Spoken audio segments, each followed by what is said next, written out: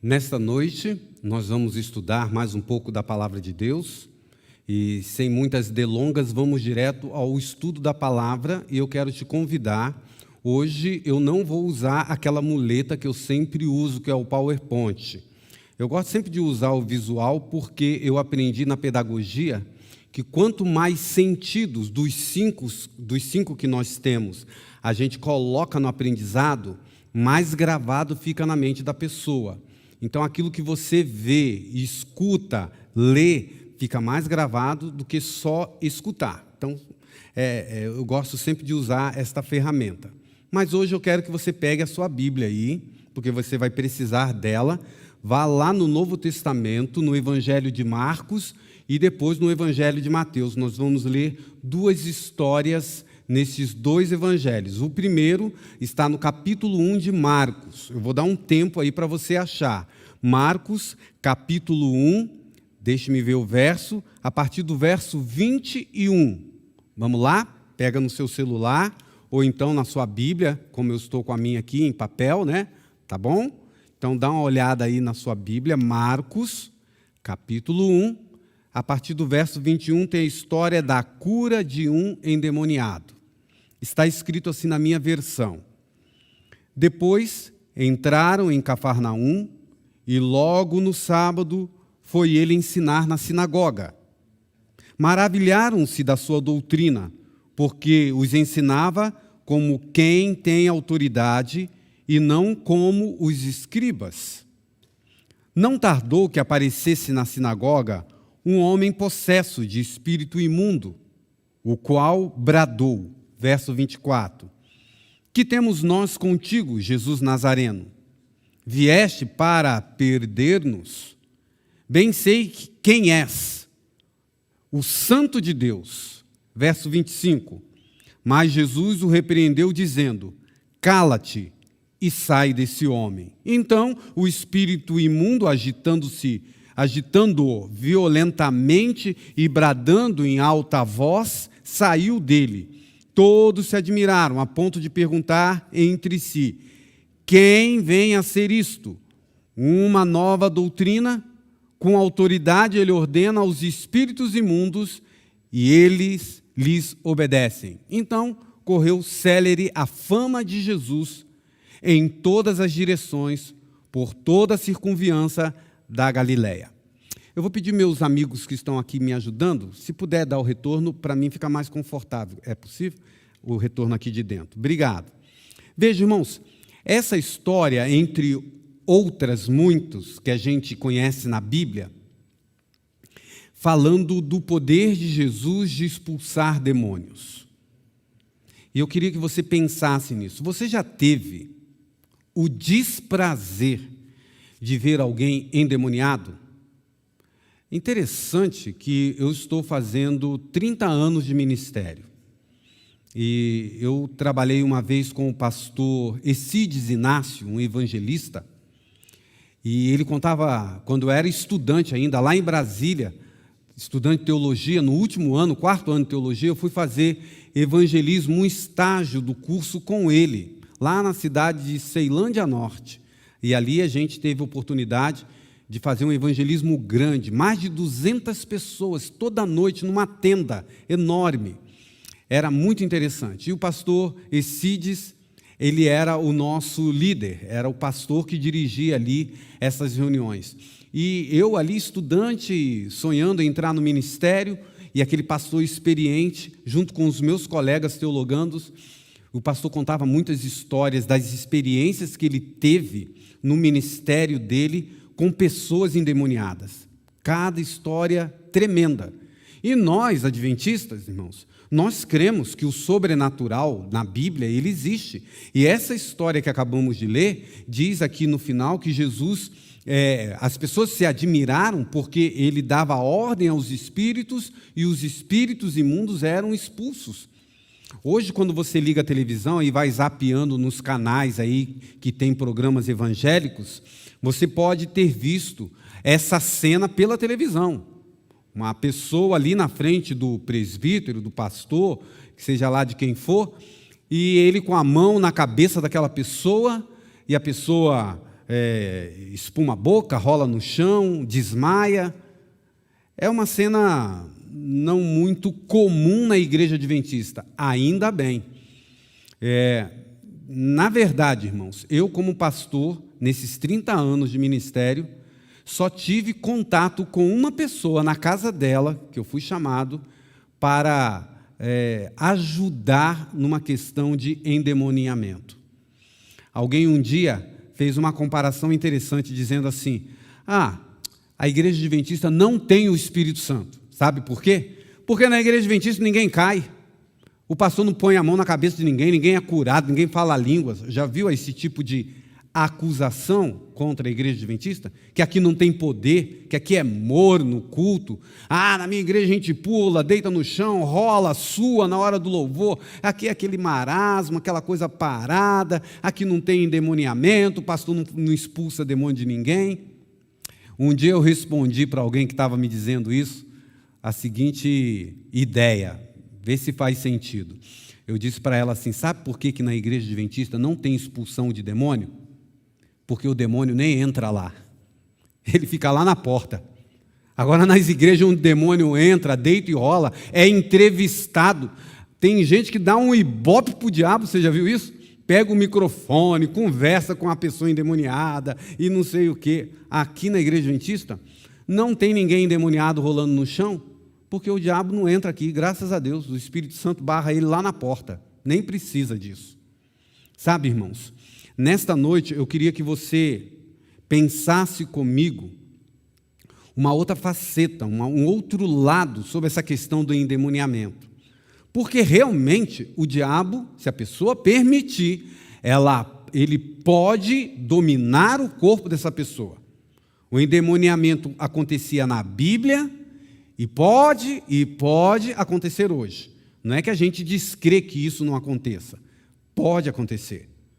Agora veja, eu quero que você vá comigo lá no Evangelho de Mateus, que eu falei com vocês que era Marcos e Mateus, e a gente vai ler o 2º verso, onde eu quero tirar uma grande lição prática para a sua vida e para a minha, na nossa jornada cristã. Essa história é realmente impactante. Veja aqui, Mateus capítulo 16, a partir do verso 13. Na minha Bíblia tem um subtítulo, está escrito A Confissão de Pedro, um diálogo de Pedro com Jesus. Achou aí? Mateus capítulo 16, a partir do verso 13. Vamos ler. Indo Jesus para o lado de Cesareia de Filipe, perguntou aos seus discípulos, quem diz o povo ser o Filho do Homem? 14, verso 14. E eles responderam, uns dizem João Batista, outros dizem que é Elias, e outros ainda dizem que é Jeremias, ou algum dos profetas. Mas vós, continuou Jesus dirigindo-se aos discípulos, quem vocês dizem que eu sou? 16. Respondendo Simão Pedro disse, tu és o Cristo, o Filho do Deus vivo. Então Jesus lhe afirmou, bem-aventurado és Simão Barjonas, porque não foi carne e sangue que tu revelaram, mas meu Pai que está nos céus. Também eu te digo, que és Pedro, e sobre esta pedra edificarei a minha igreja, e as portas do inferno não prevalecerão contra ela. Dar-te-ei as chaves do reino dos céus. O que ligares na terra, terá sido ligado nos céus. E o que desligares na terra, será desligado nos céus. Então, advertiu aos discípulos que a ninguém dissessem ser ele o Cristo. Bom, irmãos, eu não sei quanto tempo, cronologicamente, quanto tempo passou, 10 minutos, 20 minutos, um dia, mas se você continuar lendo os versos seguintes, você vai encontrar uma outra cena que eu preciso que você leia comigo para eu explicar o que eu quero tirar como lição para a minha vida e para a sua. Bom, Jesus fez essa pergunta aos discípulos, Pedro tomou a frente, colérico como ele era, né? Sempre falava pra caramba pelos cotovelos, e Pedro não deu chance para ninguém e já respondeu: tu és o Cristo, o Filho de Deus. Quando Jesus perguntou: quem vocês acham que eu sou? E Jesus começa a dizer para eles: olha, não diga para ninguém. O Pedro acertou na mosca. Realmente eu sou um ungido, separado, Filho de Deus. Mas não é para contar para ninguém. E aí continua. Vamos ler o verso de número 21. Jesus prediz a sua morte e ressurreição. É o subtítulo. Desde esse tempo, começou Jesus Cristo a mostrar a seus discípulos que lhe era necessário seguir para Jerusalém, sofrer muitas coisas dos anciões, dos principais sacerdotes e dos escribas, ser morto e ressuscitado no terceiro dia.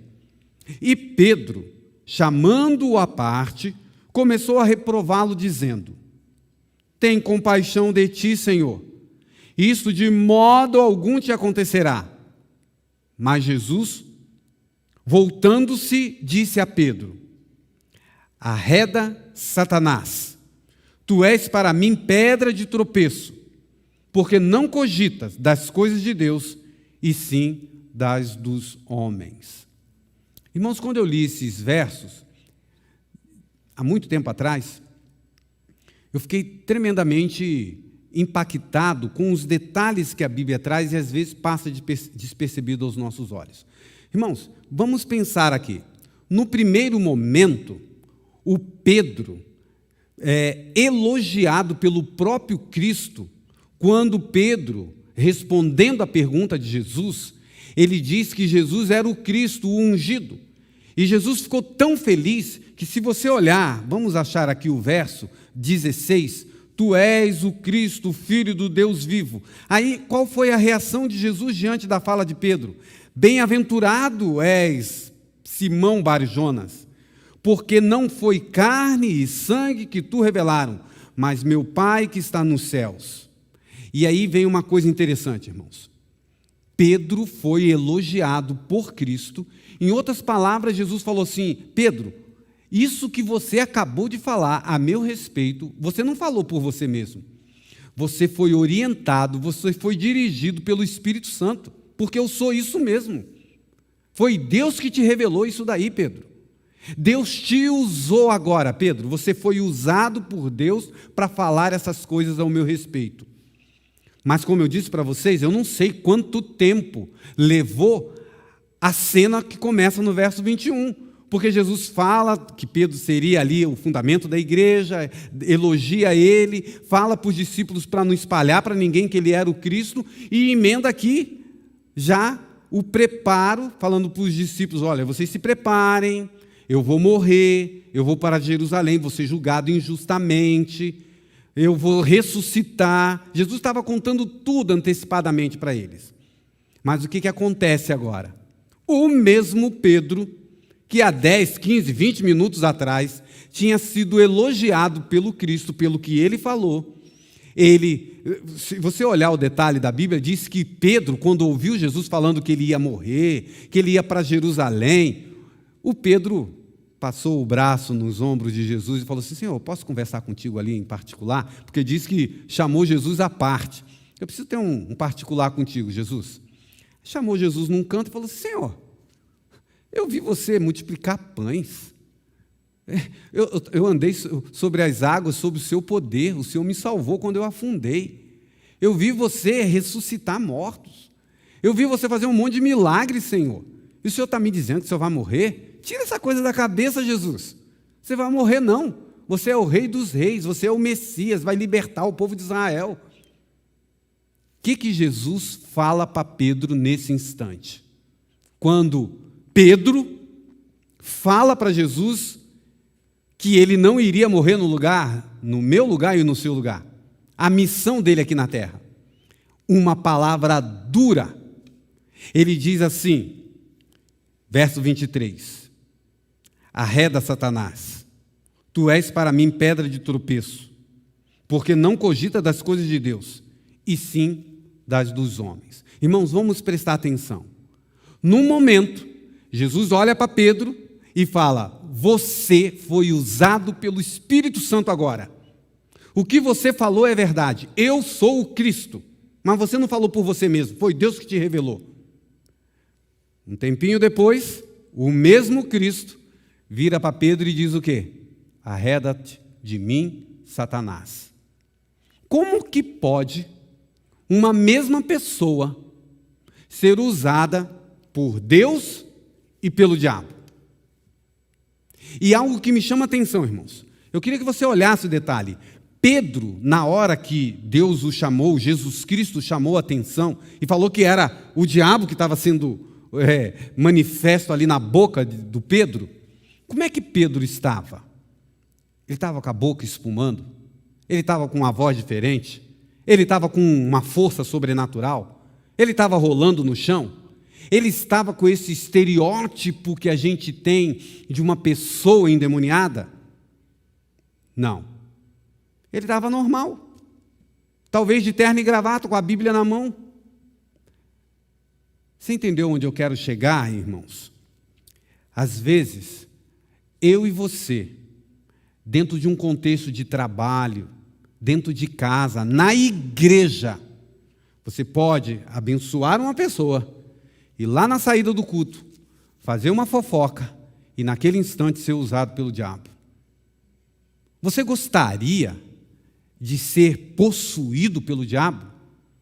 Quando você pensa naquela imagem de, sei lá, de candomblé, de pai de santo, na beira da praia, na virada do ano, que tem uma pombagíria, ou alguém dentro da igreja, XY aí, que cai com o diabo no corpo, você olha aquela cena e fala, eu nunca gostaria de ser aquela pessoa. Mas, meu irmão, Pedro não rolou no chão. Pedro não estava com a boca espumando. Mas ele ouviu do próprio Cristo dizer, você agora está sendo usado pelo diabo. E quantas vezes, irmãos, quando sai da nossa boca uma mentira, quando a gente comete um adultério escondido, quando a gente faz uma quebra do mandamento de Deus, nós estamos sendo usados pelo diabo também. Se você for lá no Evangelho de João, no capítulo 8, verso 44, você vai ver lá uma advertência contra Satanás, dizendo que ele é o pai da mentira. E quantos de nós, irmãos, temos aquelas mentirinhas brancas, como dizem por aí? Um dia eu estava dando uma palestra de educação para os pais, na educação adventista, falando sobre disciplina e tudo mais. Eu costumo dizer o seguinte, irmãos, como que a gente, às vezes, ensina os nossos filhos serem as pessoas mais desonestas do mundo dentro da nossa própria casa. Vou te dar um exemplo que parece assim besteira, uma coisinha simples. Sabe quando a mãe pega o seu filho, leva na casa da avó ou da sogra, da sua própria mãe ou da mãe do seu esposo, porque ela precisa ir lá no centro da cidade e precisa deixar a criança, mas a criança está naquela idade que é muito agarrada com a mãe, e quando a mãe sai, ela se sente sozinha e chora. Quantas vezes você não já viu essa cena? Que a mãe chega lá, leva a criança até na casa da avó, brinca com ela um pouquinho ali, distrai, aí fala, filho, a mamãe vai ali na cozinha tomar um copo d'água. Copo d'água nada, sai pela porta dos fundos e vai embora fazer o compromisso. Daqui a pouco a criança olha, ai, cadê a mamãe? Começa a chorar, e aí vem a avó, não, a mamãe teve que sair, ela saiu sem você ver e tal. Mentiu, irmãos, isso é mentira. Por que você não chega lá para a criança, olha nos olhos dela e fala assim, a mamãe tem que sair, você vai ficar com a vovó, você vai ficar bem. Ah, mas você vai ficar bem, filha, a mamãe está saindo agora.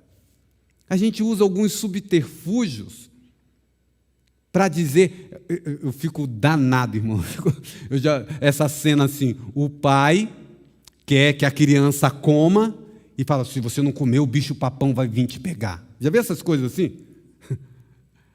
Não precisa mentir, essas pequenas mentiras vão tornar o seu filho aquele desonesto que cola na prova. Aí quando a diretora ou o diretor te chamar lá na escola, você morrendo de vergonha, senta na frente do diretor e passa um sermão no seu filho dizendo, ai diretor, eu não sei onde ele aprendeu a ser desonesto. Aprendeu com você, melhor professor do mundo. Porque quando toca o telefone, a campainha, você olha no olho mágico e fala, filho, fala que o papai não está, porque esse cara é muito chato.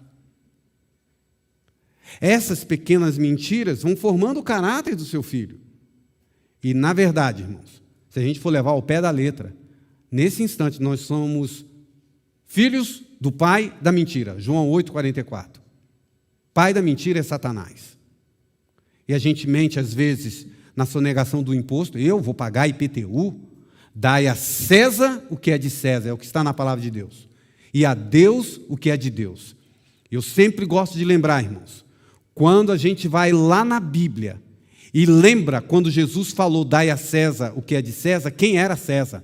Um governo corrupto que colocava carga em cima do povo de Deus. Jesus poderia raciocinar muito simplesmente dizendo assim, não dê a César, porque César é corrupto.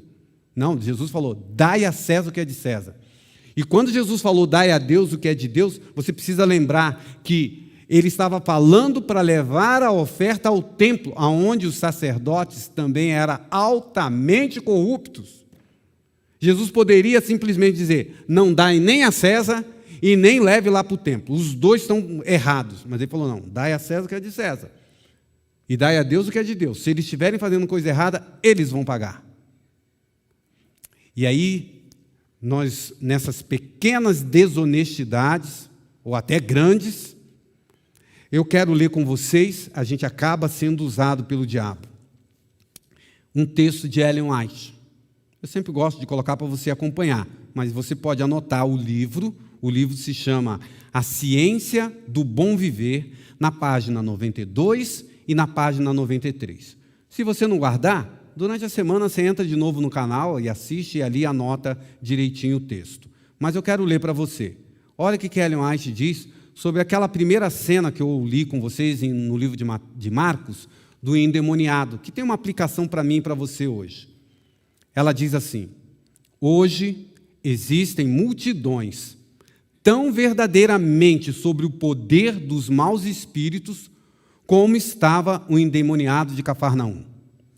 Todos aqueles que voluntariamente se apartam dos mandamentos de Deus estão se colocando sob o domínio de Satanás. Muitas pessoas brincam com o mal, julgando que o podem deixar quando lhe aprouver, mas são envolvidos mais e mais, até que se encontram dominados por uma vontade mais forte que a sua própria. Não podem escapar ao seu misterioso poder. Pecado secreto ou paixão dominante as pode reter cativas, tão impotentes, como se achava um endemoniado em Cafarnaum. Contudo, sua condição não é desesperadora. Deus não domina a nossa mente sem o nosso consentimento. Esse é um dos versos que a gente usa muito para mostrar que a estratégia de Deus não é igual à estratégia do diabo. O diabo toma posse do corpo das pessoas quando eles permitem, né? Aqui Deus não domina a mente do homem sem o seu consentimento, mas toda pessoa é livre para escolher o poder que deseja que domine sobre ela. Olha que texto. Ninguém caiu tão baixo, ninguém é tão vil que não possa encontrar libertação em Cristo. O endemoniado, em lugar de oração, não podia proferir senão as palavras de Satanás. Porém, o silencioso apelo do seu coração foi ouvido. Nenhum grito de alguém em necessidade, mesmo sem ser enunciado em palavras, será desatendido. Os que concordam em entrar em concerto com Deus não são deixados entregues ao poder de Satanás, nem à enfermidade de sua própria natureza. Então, meus queridos, nesta noite, ao ler a história de Pedro, ao perceber que mesmo não tendo o estereótipo de uma pessoa endemoniada, ele foi usado por Satanás e foi advertido pelo próprio Cristo, que eu e você também estejamos atentos. Tomara Deus que nós estejamos no primeiro momento da vida de Pedro, nesse episódio, quando Jesus virou para ele e falou assim, bem-aventurado Pedro, o que você falou agora não veio de você, foi espiritual, o Espírito Santo que te mostrou, o meu Pai que te mostrou. que esta primeira parte seja uma realidade na nossa vida. Mas quando eu e você mentimos, quebramos o mandamento, nós podemos estar sendo usados nesta hora pelo nosso maior inimigo, que é Satanás. Que o Senhor te livre disso e me livre também. Que Ele nos encha de poder nessa semana. Que essa semana seja uma semana diferente na nossa vida cristã. Que a gente cresça um pouco mais. Nesta noite, nós vamos cantar um hino que é baseado num salmo. Eu estava com saudade desse hino, que o Daniel Lidick gravou. Meu refúgio, fortaleza, o Deus em quem eu confio. Depois desta canção final, eu quero orar com você, pedir poder que vem dos céus. E quando o nosso ancião aqui estava fazendo um momento de oração, Antônio Marcos, eu fiquei lembrando que nesses momentos de live, a gente acaba preso aqui na câmera e a gente não convida você a fazer uma oração de joelhos. E nessa noite eu quero terminar o nosso culto com uma oração poderosa, porque a gente aprende na palavra de Deus que a oração de joelhos é uma oração poderosa. Não que as outras não sejam, porque Jonas orou no ventre de um peixe e Deus o atendeu. O ladrão orou na cruz. Mas a oração de joelhos é especial. E eu queria que você já fosse se preparando, aí acha um espaço na tua casa, para que a última oração, aí na sua casa, você se ajoelhe junto comigo, para a gente proferir a oração de encerramento, uma oração poderosa, pedindo a Deus poder para ser usado por Ele e não pelo diabo. Vamos cantar então esse cântico.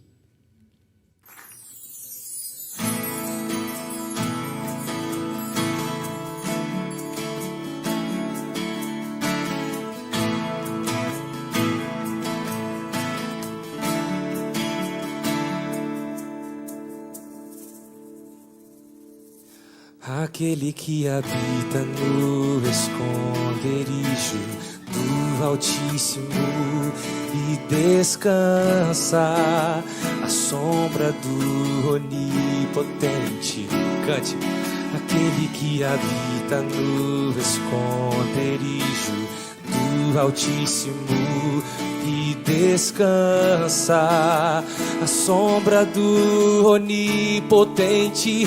Diz ao Senhor, meu refúgio, fortaleza, o Deus em quem eu sempre confio. Nenhum laço, nem veneno ou flecha vão me atingir, pois eu me escondo em Ti.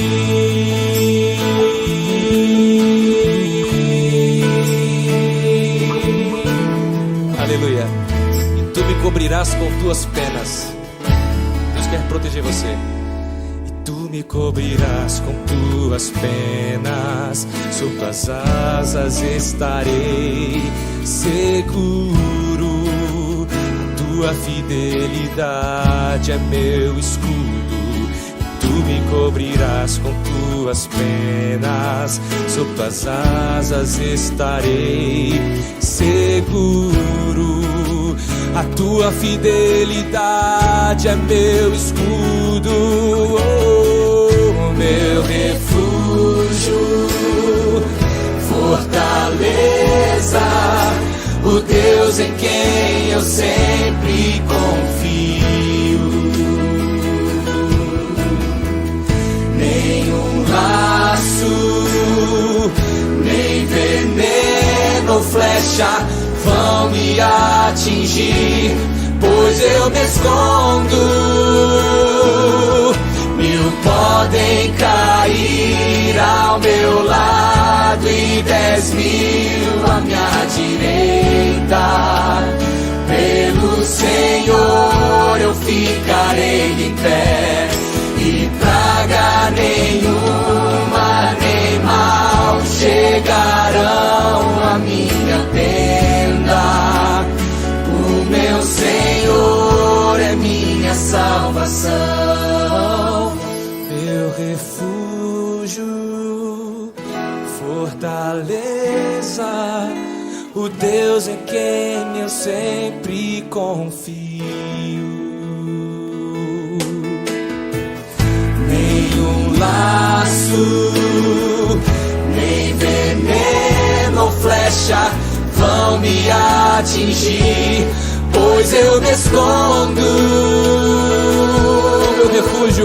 Meu refúgio, fortaleza, o Deus em quem eu sempre confio. Nenhum laço, nem veneno ou flecha vão me atingir, pois eu me escondo em ti.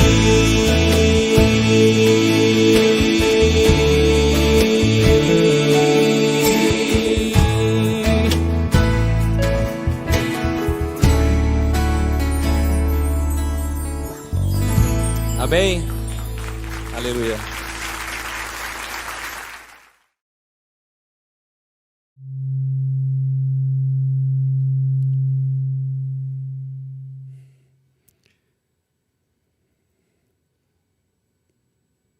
Vamos orar? Vamos terminar. Eu peço a você que, se tiver condições para isso, que se ajoelhe, como eu estou aqui ajoelhado, e vamos falar com o nosso Deus nesse instante. Querido Pai que está nos céus, eu te agradeço muito pela tua bondade e o teu grande amor. Nesta noite estudamos a tua palavra, relembramos 2 episódios marcantes. O Evangelho de Marcos nos conta do seu poder de expulsar demônios. E ali no Evangelho de Mateus, recordamos a história de Pedro, como no momento ele foi usado por ti, por Deus, pelo Espírito Santo, e em seguida ele deu ouvidos a Satanás, tentando dissuadir Jesus Cristo da cruz do Calvário e de salvar a humanidade. Quantas vezes, Pai, nós também no nosso dia a dia podemos, ora ser usado por Deus e ora ser usado pelo diabo, na nossa casa, na igreja, com os nossos irmãos, no trabalho. Nós queremos te pedir, Espírito Santo, tu és muito mais poderoso do que Satanás. Então, nos ajude a viver o cristianismo da forma como está escrito na Bíblia. Não é uma tarefa fácil, Pai, mas o Senhor nunca disse que seria fácil o caminho que leva para o céu, mas que era um caminho possível. Em meio às lutas, nós queremos ser transformados por Ti e precisamos do Teu poder, Espírito Santo, nessa semana que começa. Livra os nossos lábios de mentir, livra os nossos lábios, a nossa vida do adultério, da quebra dos mandamentos que a gente entende e sabe que estão aqui nas Escrituras. Nós te pedimos essa unção, esse poder, e fazemos isso em nome de Jesus Cristo. Amém.